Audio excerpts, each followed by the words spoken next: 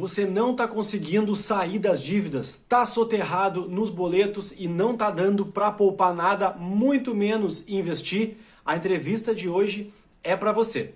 Nós vamos falar de educação e inteligência financeira e como organizar o seu orçamento pessoal. Também de enxugar gastos, juntar dinheiro e o caminho para a prosperidade. Confere aí que certamente vai te ajudar.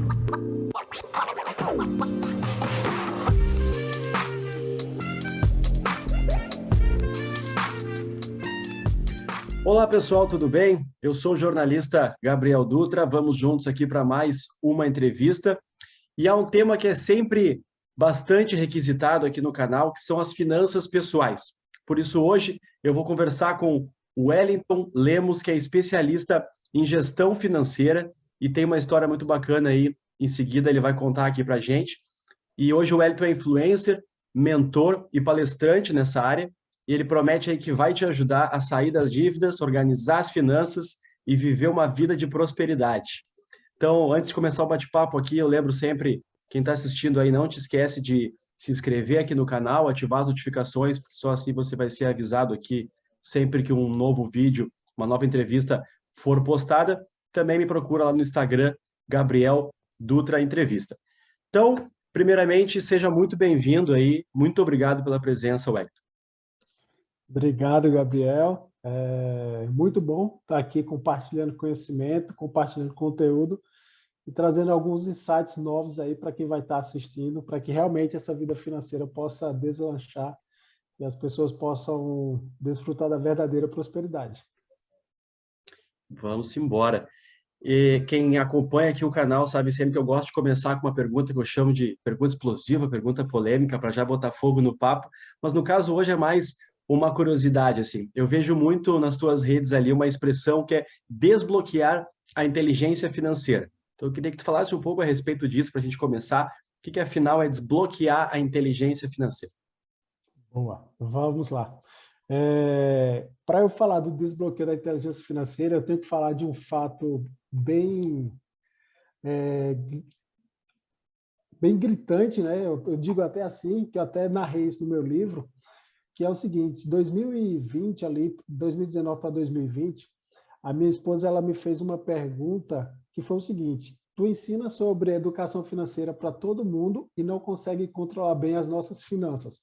Cara, isso para mim foi uma pergunta assim que tirou o chão dos meus pés ali, e eu fiquei sem ter uma resposta para ela. Porque desde 2014 que eu ensino sobre educação financeira, e no momento que ela me fez aquela pergunta, eu precisei concordar que ela estava certa. As nossas finanças estavam um caos, a gente não conseguia progredir em relação a patrimônio, em relação a investimentos, e eu precisei parar naquele momento para entender o que estava acontecendo. Mas se eu sabia, se eu fazia orçamento, se eu tinha um planejamento financeiro, por que as coisas não funcionavam? Então eu dei o crédito a ela, eu concordei com ela, mas em contrapartida eu comecei a procurar uma resposta para aquela pergunta: por que você não consegue controlar as nossas finanças? E aí, nessa jornada de buscar uma resposta, eu me deparei com a inteligência financeira. E eu entendi que é esse processo de inteligência financeira que leva as pessoas para o próximo nível. Não é fazer um orçamento, não é gastar menos, nada disso. Isso não resolve. É você desbloquear a inteligência financeira. E aí, te respondendo, o destravar, o desbloqueio da inteligência financeira é quando eu sei ganhar, gastar, poupar e investir com um propósito. Se não tiver o propósito no final do ganhar, gastar, poupar e investir, não adianta. Certo. Antes da gente voltar para os conteúdos também, eu vi um vídeo muito interessante nas tuas redes sociais, lá onde tu conta um pouco da tua história, de onde tu veio, o caminho que tu trilhou, como é que tu chegou até aqui. Queria que, resumidamente, tu só retomasse aí para a galera um pouco da tua trajetória. Tá, perfeito. Para quem ainda não me acompanha ou para quem não me conhece, né? O meu Instagram é @wellington.lemuzon, então tem muito conteúdo bom. A minha trajetória começou, na verdade, lá no sertão da Paraíba. Eu sou de uma cidadezinha muito pequena do sertão da Paraíba. Aos 17 anos eu decidi migrar para a capital de Pernambuco, para Recife, um matuto, não conhecia nada, não conhecia ninguém. mas decidi migrar para estudar, fiz faculdade, trabalhei em grandes empresas, Itaú Unibanco, por exemplo, e outras companhias. E aí, em 2020, eu comecei nessa jornada de ensinar realmente sobre finanças.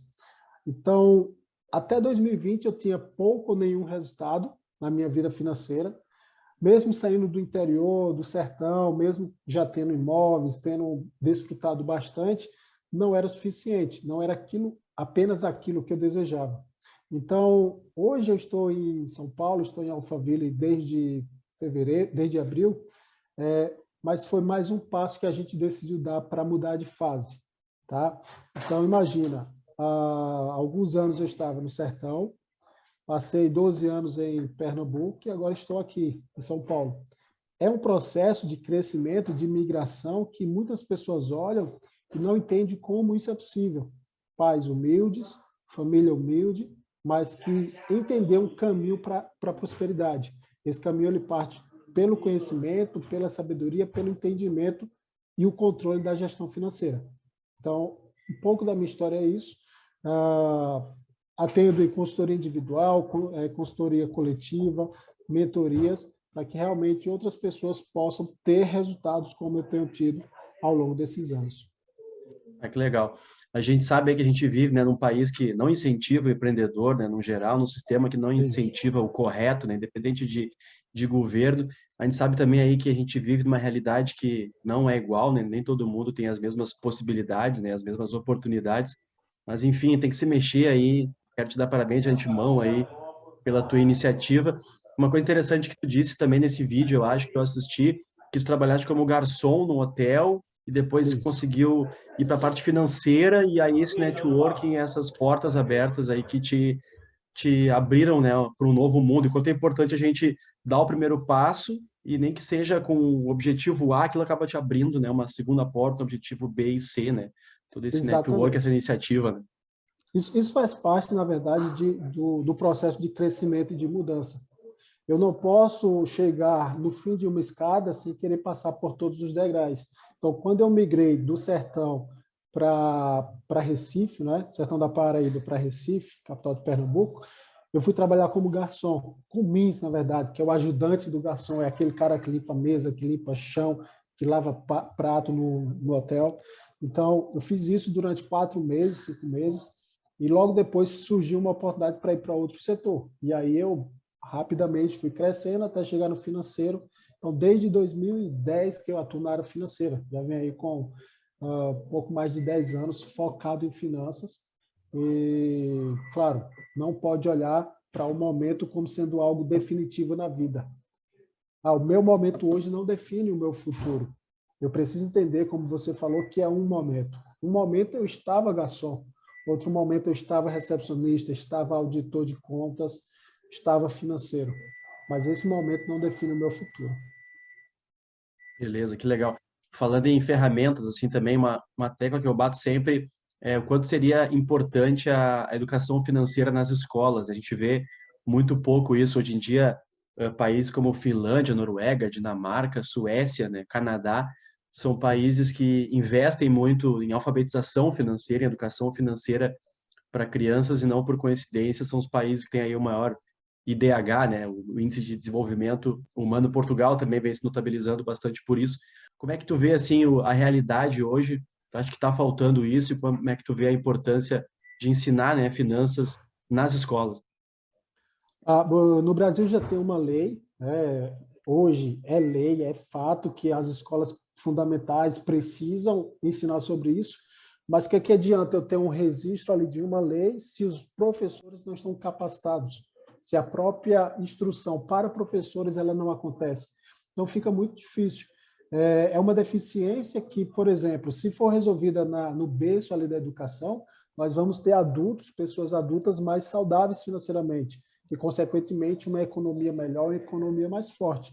O reflexo dessa deficiência hoje está no padrão de consumo que nós temos. A população em si ela não sabe consumir, ela não tem inteligência financeira, ela gasta desordenadamente, entende? Então, é algo que precisa ser feito. Mas enquanto o governo, enquanto as escolas, elas não trazem realmente uma educação que dê resultados para as nossas crianças, é o papel dos adultos fazerem isso. Eu tenho uma filha de 5 anos.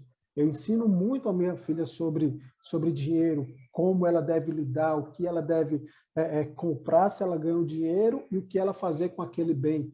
Então, tudo isso parte de ensinar uma criança a destravar realmente a inteligência financeira, independente se ela tem 3 anos, 5 anos, 10 anos, porque ela vai crescer colocando em prática e desenvolvendo ainda mais essa educação, essa inteligência financeira.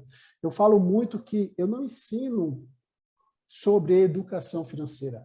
Eu passo pela educação financeira como um meio, mas o objetivo é chegar na inteligência financeira. É isso que transforma as pessoas, é isso que liberta elas desse padrão que nós temos na sociedade hoje em relação a finanças pessoais, e é isso que vai permitir. É a inteligência financeira que vai permitir as pessoas alcançarem níveis maiores de riqueza, de prosperidade, por aí vai.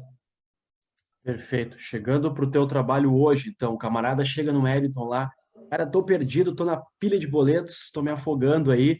Falando então de finanças pessoais, assim, quais seriam os primeiros passos se o cara chega ali para ti pedindo ajuda de forma geral, quais seriam as primeiras dicas ali para começar a organizar as finanças?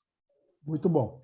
O começo ele vai ser a educação financeira. Eu preciso entender o nível de educação financeira que a pessoa tem. Aí, talvez quem esteja nos assistindo ainda não entendeu, Wellington, o que é, então, inteligência financeira e o que é educação financeira para eu saber. É simples de explicar. A educação financeira é um conteúdo sobre educação das finanças pessoais. Por exemplo, é você saber fazer um orçamento, é você saber um planejamento. Isso é educação. A inteligência financeira é eu pegar esse conhecimento e colocar ele em prática. É a parte da sabedoria, é a parte onde eu uso a mente, eu uso os sentimentos, eu uso as emoções para ter melhores resultados em relação às finanças. Educação, então, é a parte de conteúdo.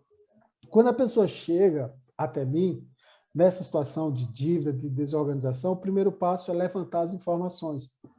Precisa entender para onde o dinheiro dela está indo, precisa saber o nível de organização que ela tem, se não tem nenhuma organização. Eu costumo dizer que o orçamento ele é só a pontinha do iceberg de um processo de organização financeira. Se fala tanto de orçamento, faça um orçamento, mas na prática, fazer o orçamento por si só não resolve. Eu tenho que entender qual a posição dele na minha vida financeira, como eu devo lidar com ele. Tem gente que organiza todo dia está lá atualizando o orçamento, mas a vida financeira é uma bagunça. Então, não é apenas fazer o orçamento, é eu entender que ele representa 1% dos 100% da minha vida financeira. Então, organizar é colocar cada ponto no seu lugar, é eu saber para onde está indo a minha receita, quais são as minhas despesas, o que pesa mais, aonde eu estou gastando que eu não estou vendo, quais são os ralos das despesas domésticas, por exemplo, das despesas pessoais, o que são os ralos. Tem uma pergunta que ninguém nunca conseguiu me responder, e aí eu deixo aí para quem está nos assistindo.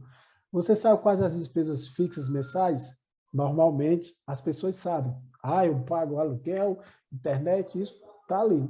Mas quanto você gasta de despesa variável? É uma resposta que quase ninguém tem. Porque a gente subestima os valores dos pequenos gastos. Sabe? Aquela ida na padaria, aquela saída final de semana, um lanche no intervalo do almoço ali. Entende? Então, essas coisas pequenas, e eu não estou falando aqui de você ser uma pessoa ou ter um perfil controlador, não é isso. Mas é você saber para onde o teu dinheiro está indo. Entende? Então, o primeiro passo é organização. Aí sim, se você conseguir organizar, você vai conseguir trilhar uma vida financeira mais saudável. Perfeito. Tu falou bastante uma palavra aí, orçamento, né? A gente costuma ver essa expressão muito ligada a quando a gente vai contratar um serviço, né? A gente faz um orçamento, Isso, empresas, né? Utilizando muito essa palavra orçamento, mas também as pessoas precisam ter o seu orçamento, né? Essa planilha do isso. gasto, do custo, da renda, né? Botar tudo isso no papel. Para você ter ideia, hoje, a minha vida pessoal, as minhas finanças pessoais, eu trato elas como se fosse uma empresa. Entende? Se a gente tiver essa consciência, e quanto mais pessoas eu conseguir levar esse despertar, melhor é. Imagina, se você, Gabriel, trata a sua vida financeira como uma empresa, você vai cuidar melhor dos seus gastos, você vai procurar gerar novas fontes de renda. Por quê? Uma empresa ela não pode ter uma fonte de renda. Ela precisa estar constantemente se renovando em relação às vendas, ao produto. Então, é assim que eu trato hoje a minha vida financeira. Eu tenho algumas fontes de renda passiva, eu tenho a minha renda ativa e constantemente estou buscando outras fontes de renda. Então, é uma empresa. Eu tenho literalmente um sistema, um ERP, né, um sistema de gestão, onde todo o meu contas a pagar está lançado, todos os meus contas a receber está lançado, provisionado até o final do ano. Então, todo dia, de meio-dia, eu recebo a notificação das movimentações diárias, o que eu preciso pagar, o que eu tenho para receber naquele dia. Final do dia, eu chego em casa, eu vou lá, entro no sistema, rapidamente faço uma conciliação bancária do que foi pago, do que foi recebido, e resolveu. Então, a minha empresa, tá? A minha vida é a principal empresa que tem que funcionar. Eu costumo dizer o seguinte, se a minha vida, se a empresa da minha vida não for bem sucedida, nenhuma outra vai ser, ou dificilmente vai ter bons resultados. Então, a nossa vida financeira, ela é a principal empresa que tem que dar certo. E observa, Gabriel, uma coisa. Nós costumamos trabalhar tanto para outras empresas, para outros empresários, nós damos a nossa vida, o nosso suor, a nossa energia para que outras empresas elas consigam prosperar, enriquecer e valer milhões e bilhões. Mas por que a gente não pega essa mesma energia e canaliza para a nossa vida pessoal primeiro? Entende? Para que a nossa vida pessoal ela seja bem-sucedida. E aí é onde entra aquele ponto, eu preciso trabalhar para ganhar mais dinheiro, trabalhar. Não resolve, não é ganhar mais dinheiro. É a inteligência financeira que vai levar as pessoas para outro nível. Muito bom. Uma outra expressão que tu usou aí, que são os ralos financeiros.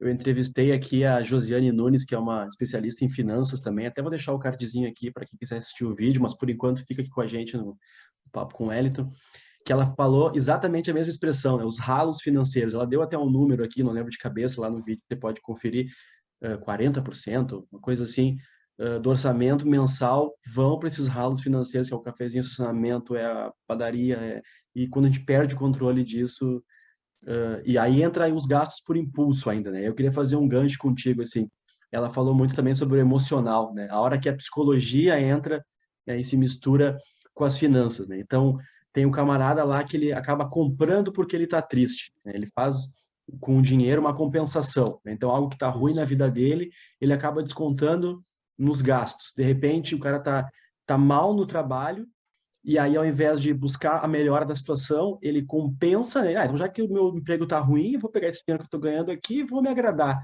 né? E vai lá, meio-dia, sai para almoçar, vou no shopping comprar uma coisa. Então, isso acaba deteriorando completamente o orçamento pessoal da pessoa. Já viu muita gente agindo assim? Não, assim, a maioria das pessoas. É por isso que é importante a gente dar nome aos sentimentos, entende? Quando eu vou comprar algo, eu preciso parar para entender por que que eu quero comprar. Realmente eu necessito daquilo? Ou é porque eu briguei com a namorada, com a esposa, com o chefe, ou é porque, sei lá, eu estou ansioso com alguma coisa, aí eu quero comprar para poder saciar aquele sentimento, aquela emoção. Então é importante a gente dar nome ao que a gente está sentindo, parar, respirar antes de comprar qualquer coisa. Interessante que qualquer campanha de marketing das lojas, seja no digital ou nas lojas físicas, nos shoppings, elas são feitas para que a gente seja levado a consumir. Se eu tenho essa consciência, eu preciso ter o quê? Autorresponsabilidade da minha vida financeira. Eu não posso ser levado por uma campanha, por uma promoção, eu não posso. O Dia dos Namorados está chegando. Eu preciso saber até que ponto eu posso comprar um presente para o meu namorado, para minha esposa, namorada, enfim. Na verdade, o vídeo vai ser depois dos Dias dos Namorados. Mas é isso, veja o prejuízo aí. As pessoas, muitas vezes, no Dia dos Namorados, vão ter comprado coisas com um orçamento que não tinha para isso. Então, a falta de organização, a falta de planejamento vai levar as pessoas a entrar num descontrole. Aí a dívida começa pequena, o cartão de crédito, cheque especial e vai aumentando. Então é muito isso, as emoções a gente precisa dar nome a elas. E aí, quando a gente fala do consumismo, assim, eu vi nas tuas redes lá que tu classificou, né, os compradores em 3 tipos: o espontâneo, o impulsivo e o compulsivo. Quais são as diferenças básicas entre eles aí? Eu falo sobre isso no meu livro também. Na verdade, quem aí quiser saber mais sobre o livro, eu estou lançando o meu site, wellingtonlemos.com.br, e lá eu falo sobre o livro. No meu livro, eu falo esses 3 níveis de compradores. O espontâneo é aquela pessoa que ela respira antes de comprar e analisa se a compra é consciente, se realmente ela precisa. Eu não preciso, mas eu estou em condição financeira de comprar. Também não é o merecimento, mas aí seria a recompensa pelo seu controle financeiro, pela sua organização, pelo seu esforço. Então, você se dá o direito da recompensa. Então, esse é o comprador espontâneo. Ele fica à vontade para fazer o que quiser com o dinheiro dele de forma consciente. Aí você tem o compulsivo. O compulsivo, ele é aquela pessoa que compra uma garrafa, ela pode vir a usar ou não, tá? Vou comprar uma ferramenta, uma chave de fenda, Wellington, porque pode ser que amanhã eu precise. Então, é o compulsivo. Ele compra algo, não se importando muito se vai usar ou não. Ele considera que vai usar. Por exemplo, as mulheres passam na vitrine e vê uma roupa muito bonita. Eita, talvez aquela roupa dê certo para o Natal. Aí compra. Talvez. Aí, quando é no outro mês, vê uma outra roupa. Eita, eu vou ficar linda com essa roupa no Natal, no ano. Vai lá e compra. Então, esse é o compulsivo. Ele não está consciente, não é de forma espontânea. E, para piorar, a gente tem um impulsivo. É uma pessoa que ela compra independente do produto. Ela compra pelo fato de gastar dinheiro. E quando a gente gasta, existe o efeito da satisfação, do prazer. Da mesma forma quando se come chocolate, da mesma forma como se faz sexo, o corpo libera essa dopamina, esse prazer. Então as pessoas gastam dinheiro, os impulsivos, não pelo produto, mas pelo fato da sensação que é liberada no seu cérebro. Sim. Quando a gente começa a falar de consumo, né, invariavelmente as pessoas são levadas às dívidas, né? Aí a gente entra no tema das dívidas, assim, eu separei alguns dados aqui de algumas matérias interessantes, que o endividamento aí está batendo recorde em 2022, um levantamento da Confederação Nacional de Dirigentes Lojistas, por exemplo, ela diz que 4 em cada 10 brasileiros estão inadimplentes, né? Ou seja, com contas atrasadas, né? E 7 em cada 10 famílias brasileiras têm alguma dívida em aberto, né? Esse é um levantamento da Confederação Nacional do Comércio de Bens, Serviços e Turismo. Então, tem contrair uma dívida, né? Estar devendo, estar pagando, e ainda tem a inadimplência, que não está nem dando conta de pagar essa dívida, né? E não Então, tem nenhuma quanto essas dívidas... previsão, né? Nenhuma previsão de Sim. que vai conseguir pagar. É Então, o quanto alarmante. essas dívidas são nocivas, assim, para o planejamento pessoal, e aí eu queria saber de ti, assim, quando a pessoa vai se organizar e quer começar a poupar e, de repente, até investir, o primeiro passo é primeiro eliminar as dívidas, zerar tudo, e aí depois começar a se organizar? Então, aí a gente pode entrar em outro tema que existe muita controvérsia, e eu costumo dizer o seguinte: a educação financeira, ou a inteligência financeira fora da caixa. Todo mundo diz, pague as dívidas para poder começar a investir. Eu não considero esse o caminho melhor, porque imagina, a pessoa ela tem 10 mil, 20, 100 mil de dívidas, quando ela vai conseguir pagar tudo isso? Então, o caminho para resolver isso é analisa as dívidas, analisa o tempo e começa a investir antes. Entende? Tem que analisar os juros. Eu vou conseguir pagar agora? Se não vai conseguir pagar, começa a investir. Deixa aquela dívida em stand-by por um tempo. Começa a investir, começa a mudar o teu mindset financeiro, a tua mentalidade financeira, para que você consiga levantar capital, ir no banco e renegociar de verdade. Os bancos, depois de 1 ano, 2 anos, vão fazer uma proposta que não vai estar os juros embutidos. Mas se de cara eu for lá e renegociar, eu vou passar a vida inteira pagando juros altíssimos e não vou conseguir investir. Então, não dá para ser uma regra, mas analisa um pouco a situação, vê qual é o teu caso, procura conversar com alguém que consiga te orientar e, lamentavelmente, a maioria dos educadores financeiros vai dizer a mesma coisa. Paga primeiro as dívidas para depois começar a investir. Não é bem assim. Precisa se analisar todo o cenário e toda a situação. Eu não recomendo procurar o banco, o gerente, porque o que é bom para o banco não é bom para mim. O que é que acontece na maioria das vezes? O gerente ele vai te passar uma proposta de renegociação onde tu vais pagar muito mais juros do que se você deixar a dívida em stand-by. Então, talvez, entenda, quem está nos assistindo, você tem que entender o seu momento, mas talvez deixe aquela dívida durante um ano em stand-by. Aquele dinheiro que você iria pagar mensalmente de juros, começa a investir com esse dinheiro. Faz esse dinheiro gerar mais dinheiro. Daqui a um ano, o banco vai te ligar te oferecendo uma proposta sem juros. Você vai estar o teu dinheiro rendendo, você vai ter um capital maior, vai conseguir pagar uma dívida com até é possível pagar sem juros, entendeu? Deixa em stand-by, dependendo do nível da dívida. Beleza. Seguindo, então, no assunto das dívidas ainda. Tu acha que existe uma dívida boa, aquela famosa dívida do bem, aquela, por exemplo, que o camarada vai construir daqui a pouco um patrimônio ou financiar uma casa? Tu acha que nesse caso a dívida é uma aliada?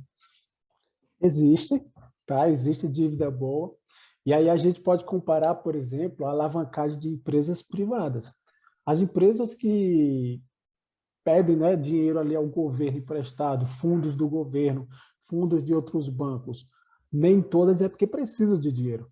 Algumas é estratégia de alavancagem. Imagina uma Gerdau da vida, metalúrgica, tem muito dinheiro. Ela pega fundos do governo para financiar os seus projetos. Enquanto isso, o capital dela está investido rendendo. Então, eu consigo fazer duas fontes de renda usando sabiamente o dinheiro. Para a pessoa física, também deve ser assim. Eu preciso entender até que ponto eu posso fazer uma dívida e essa dívida ser boa para mim. Por exemplo, o Wellington, hoje, eu fiz um empréstimo para construir uma casa, a gente está terminando agora 3 casas, e essas casas elas pagam o próprio empréstimo. Foi um empréstimo alto, mas as casas pagam o próprio empréstimo. Só que essas casas me geram 3 aluguéis, entende? Então foi uma dívida, a casa, uma está pronta, 2 estão terminando, mas foi uma dívida que vai me gerar uma renda. Só que o grande ponto é que a gente precisa ter sabedoria e calcular, saber os custos, saber realmente o que é despesa, o que é custo na nossa vida. Na maioria das vezes, a gente toma dinheiro emprestado para pagar a dívida. E aí não faz sentido, entende? Mas existem Não as volta, né? dívidas, não volta. Se eu entender o que é custo e o que é despesa na minha vida, isso resolve boa parte desse problema de endividamento. Então, por exemplo, eu vou usar meu cartão de crédito agora para fazer alguns investimentos na minha imagem pessoal. Para mim, isso é um custo, não é uma despesa. Isso vai me gerar um retorno lá na frente. Então, eu estou investindo em mim. Mas se eu pego um cartão de crédito, vou comprar roupa, vou comprar coisas que não vai me trazer um retorno, isso é despesa. Então, existem as dívidas boas, existem as ruins. Na maioria dos casos, as pessoas fazem dívidas ruins de despesa e não de custo. Perfeito. Tu falou aí do cartão de crédito, das despesas. Um dado interessante aqui, por exemplo, ó, das dívidas mais comuns do brasileiro, né? Daqueles dados que a gente falou anteriormente ali do pessoal que está endividado, 88% disso é cartão de crédito. Então isso revela que o endividamento está correndo essencialmente no curto prazo, né? Daí vem carnês de lojas com 18 e uns quebradinhos ali, financiamento automotivo com 11, aí entra o crédito pessoal com 9 lá em último só financiamento de casas, por exemplo, com 8%, né? Então certamente esse cartão esses ralos financeiros aí que ainda estão indo para o cartão de crédito. E dentro de cartão de crédito, se você abrir mais a pesquisa, vai perceber lá que é varejo, é comércio. Então, se é varejo e comércio, a gente tem na maioria das compras, roupas, né? Ou então eletrodoméstico para casa.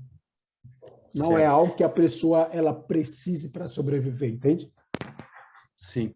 Tem uma outra pesquisa que é da Fintech 11, que diz que 3 a cada 4 brasileiros apontam o dinheiro como sua maior preocupação.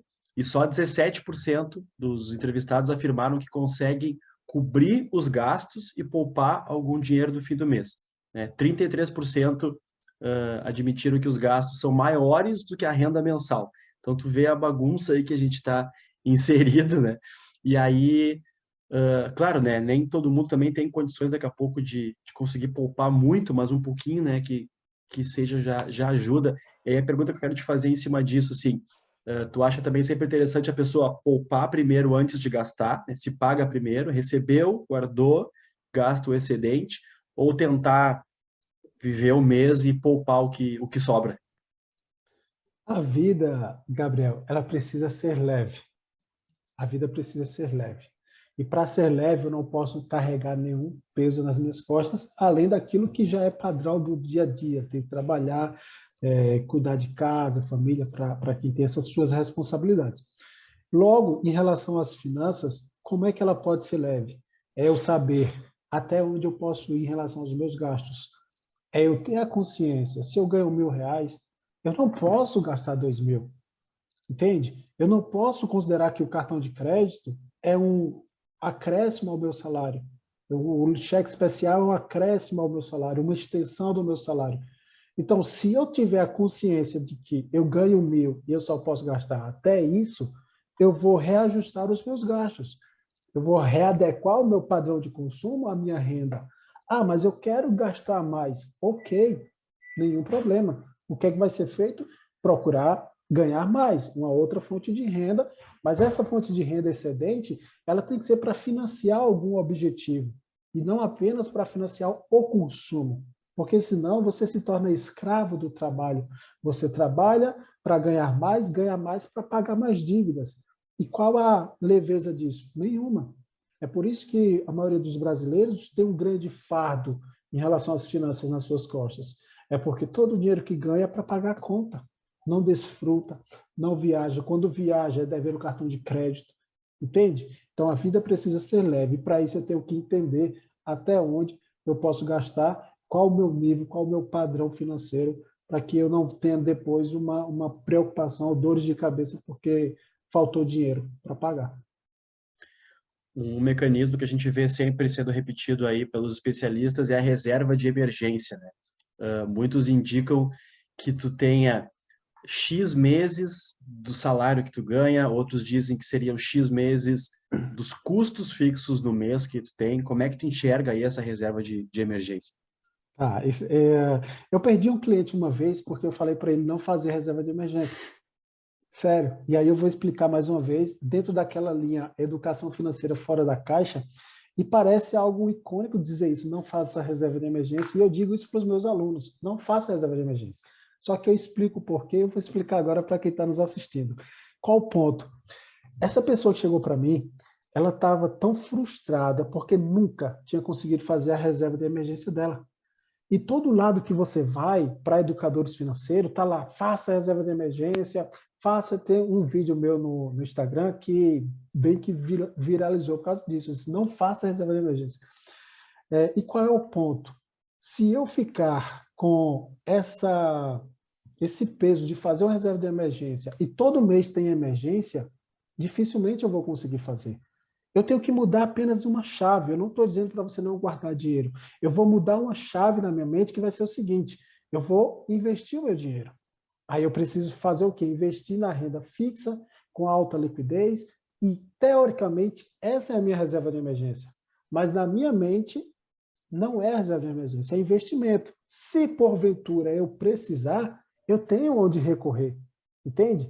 Ontem à noite eu tive uma mentoria, uma consultoria com uma pessoa, e aí ela disse para mim, essa é a minha reserva de emergência. Começou a investir ontem e tal. Disse, não, ó, vamos mudar a chave. Aqui você está começando seus investimentos. E aí eu fui explicar liquidez, sobre rentabilidade, enfim. Mas é um investimento, caso precise para emergência, vai ter onde tirar. Então é só mudar a chave. Porém, é importante eu ter essa cultura de poupar ou de guardar. Recebi meu salário, 10% no mínimo deve estar reservado para investimento. Independente se é reserva de emergência ou investimento. 10% no mínimo tem que estar reservado para isso. Só que se eu gasto 200% do que eu ganho, como é que eu vou tirar 10% para investir? Entende? Ah, eu vou pagar todas as contas, no final, se sobrar, eu vou guardar. Não. Primeiro é receber o salário, 10% é investimento. Eu tenho que viver com 90%. Se eu soubesse, eu tinha guardado a pergunta explosiva para essa, da reserva de emergência. Peguei leve Pois contigo é. no começo. Mas é. Só para finalizei, Claro. depois, né, eu fechei a consultoria com essa pessoa que disse que tinha que fazer, e ele mandou um áudio para mim, disse, mesmo você dizendo que não é para fazer a reserva de emergência, eu vou fazer. Eu disse, não, tudo bem. Beleza. Mas aí tu tocou num ponto que eu achei interessante também, né? Muito quando se fala na reserva de emergência, se fala assim, não para ficar usando toda hora, claro. Quando porventura, por exemplo, a tua fonte de renda seca, né? Tu precisaria ter uma reserva lá para se manter por X meses. Mas uma coisa que tu falou também já em outras respostas é a importância de diversificar a fonte de renda, né? Então, se a Isso. pessoa consegue assim como uma empresa, né, e assim como a gente diversifica os investimentos, diversificar essa fonte de renda, diminui o risco, daqui a pouco, da pessoa ver a sua fonte de renda secado da noite para o dia. Isso. Sabe qual é a melhor forma de você fazer renda extra sem investir em abrir um negócio? Sabe qual é? Hum, Eu tenho uma aula que eu ensino 5 formas de você ter 5 fontes de renda, sem muito esforço. E a melhor forma de você fazer renda extra é você readequando o seu padrão de consumo e aquela diferença você investindo. Você não está trabalhando mais, você está sendo inteligente em relação ao seu consumo e a diferença você vai investir. E observa, se a pessoa ganha 1.000 e ela consegue pagar uma fatura de 1.500, porque o brasileiro ele é muito inteligente, a conta nunca bate, a conta do orçamento familiar, o pessoal das pessoas nunca bate, mas sempre dá um jeito de pagar todo mês. É incrível. Só que no mês seguinte tem mais outra bola de neve para pagar, a pessoa dá um jeito e paga. Agora imagina se você pega essa energia para multiplicar o dinheiro com o consumo consciente. Rapidamente a pessoa vai prosperar, vai crescer, vai acessar novos níveis de riqueza. Mas é porque a mentalidade está para o consumo. E isso é uma praga, é uma doença que precisa ser corrigida, entende? O consumismo. perfeito. Tu falou aí dos teus alunos, da galera aí que tu ajuda. Tu tem um grupo lá no WhatsApp, é o Clube dos Endinheirados. Queria saber Clube dos aí um Empresários. pouco mais desse grupo no WhatsApp aí, o que que tu disponibiliza lá pra galera? Então, a gente tem um canal do YouTube, né, o Wellington Lemos Educação Financeira, e esse programa do Clube dos Endinheirados, toda quarta-feira à noite a gente fazia uma aula. Só que aí, como estou nesse processo de transição aqui para São Paulo, a gente está fazendo mentorias fechadas pelo Meet à noite. Então, o Clube dos Endinheirados não é porque a pessoa está cheia de dinheiro. Normalmente a pessoa, quando chega, está cheia de dívidas, mas é um estado desejado da pessoa. Então, aquelas pessoas que chegam endividadas, eu quero e ela quer ser uma pessoa endinheirada, uma pessoa bem financeiramente, com as finanças controladas. Então, o Clube dos Endinheirados é para aquelas pessoas que querem ter uma orientação, uma consultoria, uma mentoria financeira gratuita. É uma forma de ajudar pessoas que hoje não podem pagar uma consultoria minha, que não pode participar de uma mentoria paga minha. A gente faz toda semana aulas gratuitas no Clube dos Endinheirados. Beleza. E aí, quem segue o Wellington lá já deve ter visto também uma outra expressão que é a prosperidade em 12 áreas. Queria saber mais de Isso. ti aí. O que A que é gente isso aí? está a gente tá explicando cada uma dessas 12 áreas da prosperidade. Na verdade, a prosperidade, quando a gente fala, as pessoas entendem dinheiro, né? Ah, aquela pessoa é próspera. Na cabeça das pessoas, aquela pessoa tem dinheiro. E o que é que acontece? O dinheiro é uma das 12 áreas da prosperidade. Existe a prosperidade familiar, prosperidade nos relacionamentos, a prosperidade profissional, a prosperidade financeira, a prosperidade emocional, espiritual. São 12 áreas. No momento em que eu entendo isso, é como se um estivesse ligado no outro. Imagina uma corda de 12 nós e todos estão conectados. Um vai sair puxando o outro até fechar aquela corda de 12 nós e a tua vida ela vai ser plena. Agora imagina, a corda tem 12 nós, tá? São 12 áreas da vida, e eu pego apenas a financeira e corto e separo das demais. Ou seja, a minha vida financeira pode até ser boa, mas eu desconectei de toda a minha vida. Entende? Então, é algo que a gente também precisa trazer, faz parte do meu propósito, trazer esse entendimento sobre prosperidade, para que todas as áreas na vida de uma pessoa esteja plena e abundante. Legal. E uma dica prática do dia a dia, assim, eu gosto sempre de ter essa visão de diferentes especialistas, assim, voltando ali um pouco às compras, assim, a pessoa precisa adquirir lá algo mais caro, assim, que não é um supérfluo, é algo que ela precisa para a vida dela, assim. Como é que tu aconselha que a pessoa faça, assim, que ela compre as coisas à vista, que ela compre a prazo, que ela junte primeiro e depois ela compre ou separe as necessidades? Como é que tu equaliza? Até a questão do cartão de crédito. Sim. Veja, se a pessoa ela é organizada financeiramente, ela vai conseguir fazer um planejamento. Se é algo que ela precisa de imediato e ela é organizada, ela vai pegar o orçamento dela e ela vai, poxa, eu consigo parcelar em 10 vezes e eu vou conseguir pagar sem me prejudicar, sem me endividar. Então, o fato não é comprar ou não algo emergencial. O fato é lá no início. Lembra, a ponta do iceberg é a organização, é o orçamento. Então, se eu sou organizado, os imprevistos não vão ter nenhum problema na minha vida. Então, esse é o ponto. Eu preciso voltar ao início, ser organizado, ter um orçamento, ter um planejamento, porque imagina, o filho adoeceu, alguém adoeceu e teve um alto custo com remédios. Se a pessoa não for organizada, vai dizer que a culpa é da doença. Peraí, mas imprevistos acontecem. As pessoas adoecem, às vezes quebra a geladeira, sei lá, alguma coisa em casa, eu preciso consertar, que não tem como viver sem geladeira. Entenda, não é os imprevistos que são a causa ou a culpa. A causa está lá no início. Eu preciso ser organizado para que nada interfira na minha jornada financeira. Certo, né? O cara fazendo ali uma boa gestão realmente dos gastos. O que não pode é começar a jogar tudo ali no cartão, e daqui a pouco a terceira parcela da geladeira juntou com a sexta do não sei o quê, com a sétima da Isso, roupa, exatamente. e aí quando vê ele tem um bolo que não cabe mais dentro do mês. Deixa eu te fazer uma pergunta. Você acredita que uma pessoa que é rica, que é próspera, que tem uma vida financeira saudável, ele se preocupa com crise? É, menos, provavelmente. Provavelmente, ou nenhuma, porque não afeta ele. Não afeta.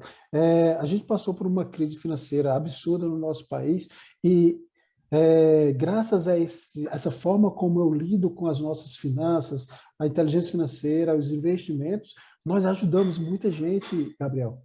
Só que não é uma exclusividade minha, da minha esposa, entende? Qualquer pessoa ela pode viver independente de uma crise. A gente não pode ter a cabeça no que o governo vai fazer ou não vai fazer. A gente precisa tratar a nossa vida financeira como uma empresa. Se a gente tratar como uma empresa, gastar bastante energia para que essa empresa dê certo, eu não preciso me preocupar com os fatores externos. O cartão de crédito, se bem utilizado, né, ele até pode trazer algumas vantagens, como milhas, pontuações, né, ele pode te dar algum retorno ainda no fim das contas.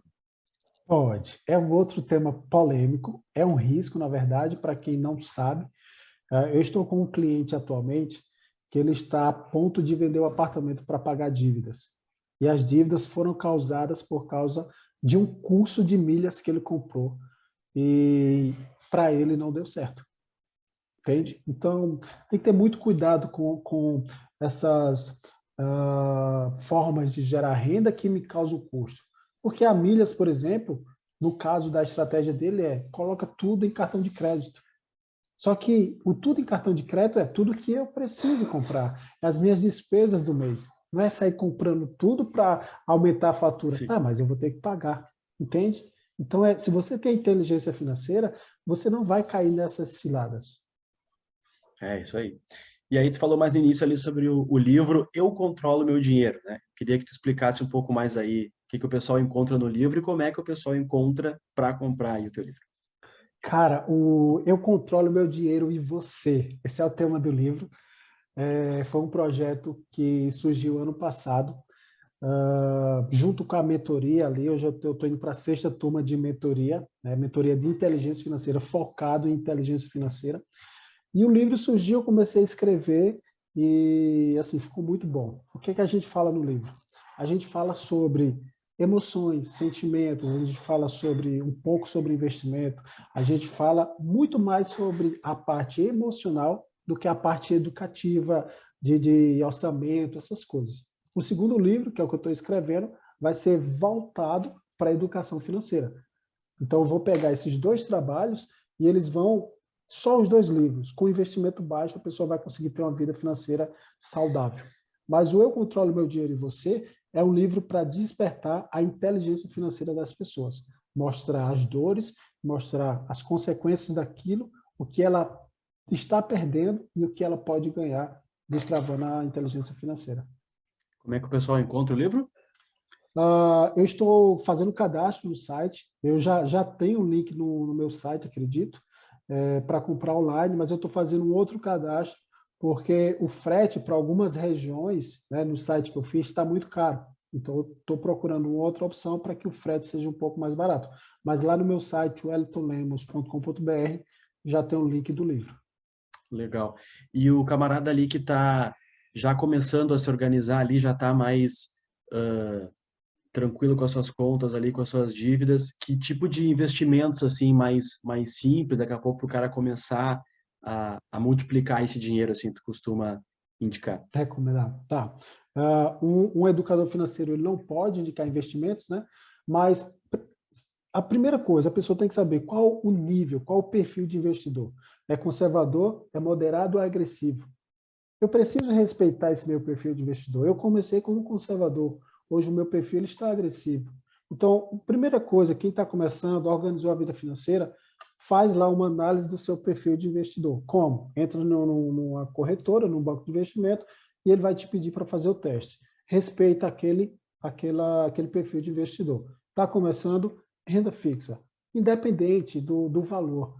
Sabe? Outra pessoa que fez a mentoria comigo, ela colocou R$ 100 no CDB. R$ 100 no CDB, conservador, de alta liquidez, mas está começando. Aí eu disse, olha, agora você precisa estudar sobre produtos financeiros, sobre as variações, e aos poucos essa pessoa vai começar a investir em ações, por exemplo, entende? Vai comprar uma, duas ações, vai começar a entender dos produtos financeiros. Mas para quem está começando, primeira coisa, saber o seu perfil de investidor. Se é moderado, agressivo, conservador. Segundo, começa pela renda fixa, olha lá um CDB, olha um pouco dos títulos do governo. Eu não recomendo, eu não gosto de títulos do governo, embora seja muito falado, mas eu prefiro um CDB ali para começar. Perfeito. Eu queria trazer, para a gente já ir encerrando, eu queria trazer dois temas em off que a gente conversou antes ali, aqui para o nosso papo também. Tu comentou que tu vai começar também a investir mais nas finanças para os empreendedores. Eu queria que tu Isso. falasse um pouco aí dessa iniciativa também. O que é que acontece? Às vezes chega algum cliente para tratar da sua vida pessoal e acaba me contratando também para dar algum suporte na parte do business dele, do negócio. E como eu já tenho um know-how, um conhecimento muito aprofundado em finanças para empresas, então um dos projetos aqui em São Paulo é focar ou criar um produto específico para micro e pequeno empresário na área financeira. Então, por exemplo, dar uma consultoria, dar uma assessoria para a organização, para alinhamento de tarefas do seu departamento financeiro, enfim, é poder realmente ajudar aquele empreendedor que não tem nenhuma ou pouco conhecimento no financeiro, estruturar custos, estruturar despesas, para que o negócio dele cresça de forma sustentável. Se a vida pessoal dele, financeira, está forte, e o empreendimento dele está forte, então não tem como não dar sucesso, entende? E a principal dor é saber separar, entende? O que é pessoal do que é do empreendimento, do que é do negócio. Essa é a maior causa da falência dos empreendedores no Brasil, é não separar isso. Então, é um projeto que está surgindo, em breve aí vai ter mais novidades, mas para poder potencializar realmente negócios, para que as pessoas possam realmente prosperar empreendendo. Perfeito. Enquanto a gente conversava ali, o Hélio estava ajustando a câmera, contando essa história dos empreendedores e postando stories no Instagram. Stories. E aí ele me disse Tá? assim, o tempo é isso aí, cara. O cara tem que Isso. cobrar o escanteio e cabecear. E aí eu queria que tu explicasse um pouco de novo aquela teoria do tempo ali que tu me explicou. Tá bom, vamos lá. Hoje, qual é o grande peso para as pessoas? Eu tenho que trabalhar 8 horas, trabalhar 8 horas. Só que aí eu digo, não, eu não trabalho 8 horas por dia. Eu trabalho 24 horas por dia. Só que, ao mesmo tempo que eu trabalho 24 horas por dia, eu desfruto 24 horas por dia. Eu estou aqui gravando essa entrevista com você. Isso é um trabalho ou um desfrute? É os dois, entende? Por que os dois? Porque eu amo falar sobre finanças. Então, se eu amo aquilo que eu estou fazendo, eu não estou trabalhando, eu estou desfrutando. Mas, ao mesmo tempo, é um trabalho porque está me gerando renda, está me gerando aí alguma visibilidade. Então, é um trabalho. Então, a gente precisa mudar essa mentalidade. Eu tenho que trabalhar só 8 horas por dia. Para quem realmente deseja prosperar, crescer na vida, avançar nos seus projetos, ela precisa entender que o tempo todo ela está trabalhando, o tempo todo ela está desfrutando. O tempo, ele é o segredo para qualquer pessoa avançar na vida. É o tempo. Quanto tempo eu gasto para pagar um celular? Quantas horas de trabalho eu gasto para pagar um celular? Eu não estou pagando com dinheiro, eu estou pagando com tempo.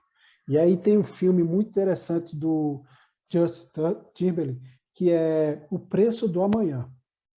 Exemplifica muito bem isso que eu estou dizendo. Quando ele recebe o salário, ele não recebe dinheiro, eles recebem o tempo. E aí, se o tempo acabar, eles morrem. Assim é a nossa vida.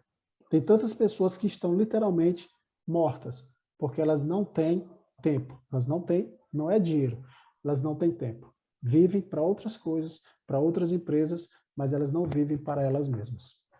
O segredo está no tempo. Perfeito. Maravilha.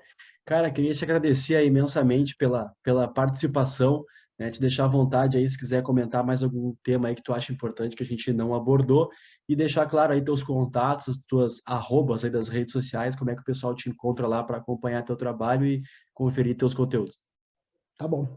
Para quem não me acompanha, segue lá no Instagram, @wellington.lemos1, YouTube, Wellington Lemos Educação Financeira.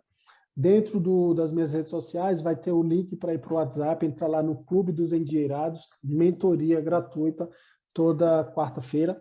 Se você está passando por momentos de crise nas finanças, quer ir para um outro nível, aí você pode me contratar, pode participar de uma mentoria em grupo ou individual comigo, para que realmente possa ir para um outro nível. E para a gente fechar, a mensagem que eu trago é o seguinte: quanto que você, lá na frente, imagina você daqui a 10, 20 anos, quanto você pagaria para que hoje você tivesse feito diferente com a sua própria vida? O Wellington, daqui a 20 anos, quanto eu pagaria para que hoje eu tivesse mudado o rumo da minha vida? Por que isso? Apenas 1% dos idosos, eles são independentes financeiramente. 99% depende de doações, de caridade, ou preciso trabalhar na velhice. Então, eu preciso fazer hoje aquilo que o meu eu do futuro vai agradecer. Só que o ponto é, hoje a gente tem saúde, hoje a gente tem disposição, hoje a gente tem oportunidade. Quando a gente ficar mais idosos, a gente nem vai ter saúde, nem vai ter oportunidade e nem vai ter aí disposição. Para a gente pensar um pouco. Perfeito, cara. Então, cara, quero te agradecer mais uma vez aí pela presença, te parabenizar não só pelo trabalho, mas também pela tua trajetória e iniciativa aí, né? Todos nós aqui ainda estamos no caminho, estamos trilhando os objetivos, estamos desenvolvendo É aí os isso aí. negócios na área financeira, mas tu aí já é um cara que está, embora ainda esteja no teu caminho, já está compartilhando o teu conteúdo gratuito, aí interagindo com a galera nas redes sociais, está doando teu tempo aí para muita gente Isso aí. e está ajudando de fato aí com o teu conhecimento e os teus conteúdos. E é um pouco do que eu busco aqui também, identificar pessoas aí como o Wellington que tem algo a compartilhar, né? E assim todo mundo vai se ajudando, né? O Wellington contribui aqui com o conteúdo dele, né? Dou o conteúdo dele para o meu canal. Eu espero que o canal seja aqui uma vitrine também para o Wellington, para que ele consiga atingir mais e mais pessoas e ganhe quem está assistindo aí com todo esse conteúdo aí do próprio Wellington e de outras entrevistas passadas e as que virão. Então, muito Isso obrigado aí. mais uma vez aí.